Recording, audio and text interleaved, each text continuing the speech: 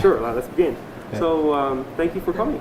Yes. Can you turn it around a little bit? Spin around towards my side a little bit. Too much. Too much. Yeah. Yeah. Okay. Alright. Yeah.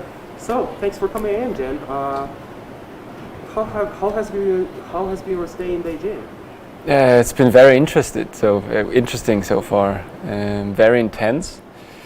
We arrived here and it was quite a special moment, I guess, for everyone, because we were talking about it for for years, and then it was not 100% sure if we can actually go because of COVID, like in Switzerland. The numbers of the COVID numbers went up really fast in Switzerland before we got here, so it was a little bit not really a comfortable situation. But then we took the plane and it was yes, we're going to China finally. And yeah, we arrived, everything was very well organized. Of course we did not have a lot of freedom because it was testing there, then taking a bus up here. And now up here we stay, the snowboarder from Switzerland, we stay in a hotel close to the venue, and basically every day it's been training, eating, sleeping, training again. So yeah, we had a qualification already. I made it. I'm in the finals, which is going to happen tomorrow, and I'm very, very excited for this to happen. Yeah, certainly the boring schedule will finally have payoff. So, what does it mean to an athlete for having a Winter Olympics on time, especially during the pandemic? You were talking about how worried you were. Yeah, it has been very special so far. Obviously, it's still the event that happens only every 4 years, so for us it's very important. But usually, this is my third Olympics, and usually when we went to the Olympics it was always a big change to normal events because there were so many people and there's so much happening. And now it's a little bit the opposite. Now we come here, there's not many people at all, everything is very quiet, but it has positive and negative sides, I would say, because usually when there's so many people and so much happening, it always makes me a little bit nervous because I know it's very big and everything. And now it's a little bit the opposite. Now, when we're up there at the contest venue, it's okay, it's just us riders, and this is the half pipe, and there's no people, and it's very quiet, so it's way easier to concentrate. But at the same time, we know it's as big as it is always the Olympics, and everyone is watching on TV. But it's still, as I said, there's positive and negative sides. But do you appreciate it really happens on time, not postponed, not canceled, or whatever? Yeah, of course. I'm very happy and glad it happened this year. So far, I had a very good year in my snowboard contests, and I really wanted the Olympics to happen this year. When they were talking about moving it, I was please no, I want it this year. So I'm very happy that it happens this year. Yeah, you ranked number 2 in World Cup. So what's your goal for tomorrow?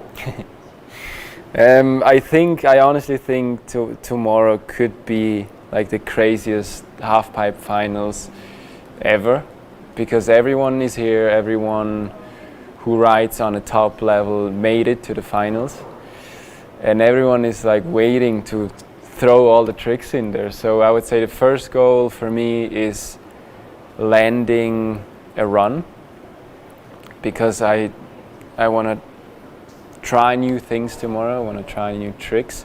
So our first goal would be landing a run that I want to land, and then obviously the big goal is to get a medal at the Olympics, and it is possible, but I have to show my best riding from the best sides.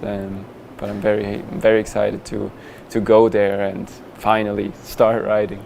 Yeah, no matter what kind of results you have, certainly you've been overcoming a lot of things. I can pretty sure I can tell. You also sent me a video about your tricks, so I can see you've been preparing for this so badly. Tell us about your preparation. Yeah, so basically I would say the first time I actively start thinking about the Olympics was 1.5 years ago when I was in Saas-Fee, Switzerland, training on the glacier. And there I started to learn new tricks.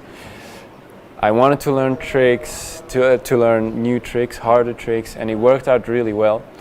I invented a new trick there, and it made me realize that I could really step it up and take my riding to a whole other level, because before I was not really let's say a podium rider. I was always like a top 8 rider and did not have too many podiums. And there I stepped it up with my tricks and really realized like, this could actually be a thing, and I could actually, like, timing wise, it would be perfect timing for the Beijing Olympics to really step it up and then go there and make something huge. So it has been all about new tricks. And at the same time, I would say a lot of things changed in my life and in my private life. I got married, and my wife is pregnant now. So a lot of things happened, but somehow it made me a better snowboarder. Like usually, or very often, or usually I thought that it would take a lot of space away from snowboarding. I'm also studying at the same time. So I thought actually this could be too much, but at the end it turned out that it just made me a better snowboarder, and it worked out really well so far this season. The last 2 weeks before coming here, I was riding in Laax in Switzerland and worked more and more on that trick that I invented, because I tried it before in events, but I never landed it. So the plan is to show and land this trick for the first time in a competition. Tomorrow, exactly. Okay. Tell us more about the trick. How do you describe this trick? Do you give it a name or something? So basically it's a switch backside alley-oop double rodeo 1080. And I would say the special thing about it is that it's alley-oop, which means you spin the opposite way. Like if you look at a halfpipe event, like 95% of all tricks, they always spin downwards. And alley-oop you spin upwards, which is way harder. And no one really took it very far in this aspect, and I think that's my biggest strength, alley-oop spins.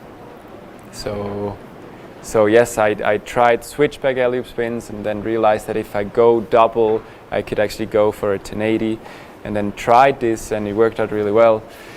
So I didn't push for a new name, but there has been some ideas. So if it would have a name, it would be called Jan Tonic. Jan Tonic. Cool, Jan Tonic. And so what has been some of the barriers you have ever met, or where you are preparing the games? Some barriers. Actually, there were quite some barriers. Like, I did not think I would be in this position right now.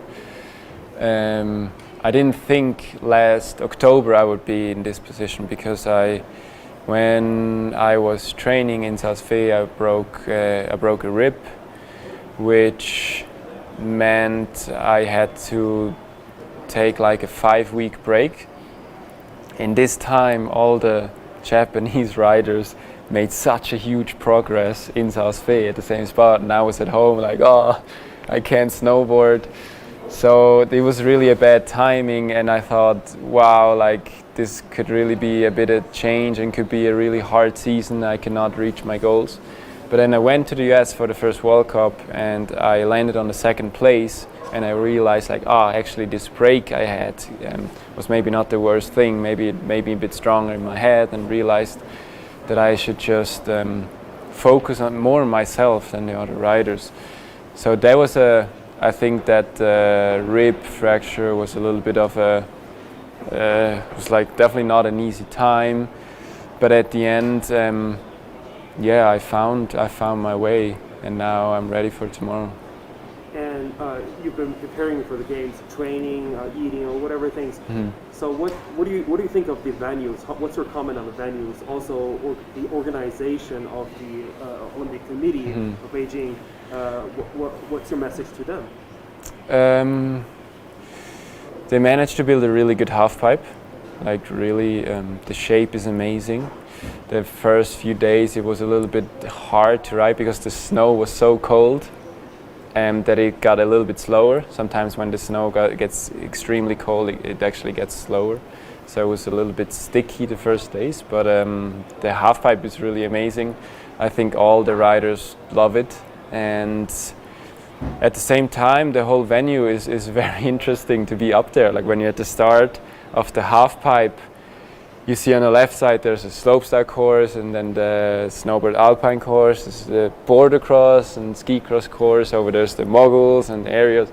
So it's really like it's a lot of things that are happening in a very close spot, which is amazing. Obviously, like this is exactly, I think, what the like Olympics are about. That it's many things happening at a very small space that are usually like very far apart. So it is very interesting and nice to be here. And how do you conclude your trip here in China? What's your goal in the future, maybe? What's my goal in the future? Well, to be honest, so far I thought it was all about the Olympics, obviously, which is happening right now. I know there are quite some changes in my future because I'm gonna be a father next spring, so I have to figure out a little bit how this situation is gonna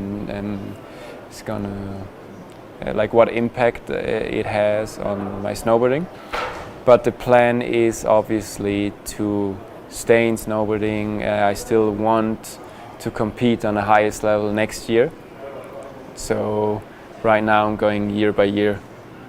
Would you say that now you're at the highest level or still improving? Well, that's a good question. I feel like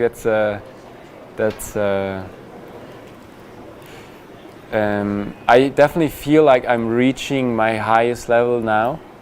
The interesting part is, of course, like how far it still gets. I feel like there are no limits. But of course, I feel like I'm reaching the best of myself right now, and I'm reaching a level where I can actually show my best. But yeah, only future will tell how long this is gonna last. Yeah, I know. Also, if you win a medal tomorrow, what's your message to your friends and family and the audience? Well, my message, the message is gonna be like, it worked out, and it all actually worked out, and it took me a very long time to compete on this level. So it would be kind of a proof that some things just take longer, but they can always happen. I think if everyone saw my riding when I was 20, they probably wouldn't have thought that I would reach my, well, let's say like my peak when I'm 27.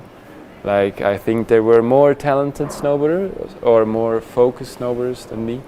It just took a little bit more time. But yeah, if it works out tomorrow, it showed what I worked on for many years now on my tricks, and I think then it's really time to celebrate. Yeah, cool. I think you have a really strong mental mentality, because a lot of people will actually dream about it, and it looks like you're not. Yeah, no, of course. What's your mood so far? Excited?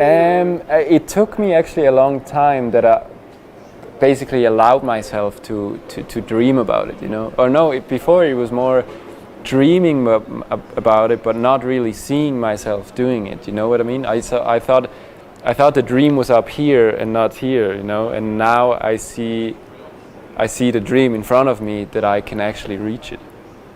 Cool. Good luck for you. Yes. Yeah. Thank you very much. Thank you. Enjoy tomorrow's Thank you. show. Yeah. Thank Yeah. you. Thank you. Thank you.